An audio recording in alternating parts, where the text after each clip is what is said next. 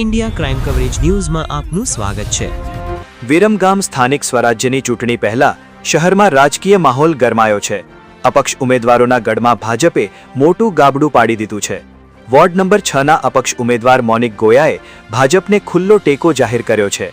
ભાજપના ઉમેદવાર નરેશભાઈ શાહને સમર્થન આપતા ચૂંટણી સમીકરણોમાં મોટો ફેરફાર આવ્યો છે। મોનિક ગોયાએ જણાવ્યું કે ભાજપ તરફથી તેમના તમામ પ્રશ્નોના નિરાકરણ માટે ખાતરી આપવામાં આવી છે, જેના કારણે તેમણે ભાજપને ટેકો આપવાનો નિર્ણય લીધો છે। ચૂંટણી પહેલા જ બદલાયા પાસા। વિરમગામમાં ભાજપ મજબૂત સ્થિતિમાં। અપક્ષ ઉમેદવારના ટેકાથી ભાજપને વોર્ડ નંબર 6માં સ્પષ્ટ ફાયદો મળવાની શક્યતા જોવા મળી રહી છે। Bureau report, Munna Vora, Viramgam. વધુ અપડેટ માટે જોડાયેલા રહો અમારી સાથે। વિરમગામ નગરપાલિકા વોર્ડ નંબર 6નો ઉમેદવાર છું। મારું નામ છે મોનિક મુકેશભાઈ પ્રજાપતિ।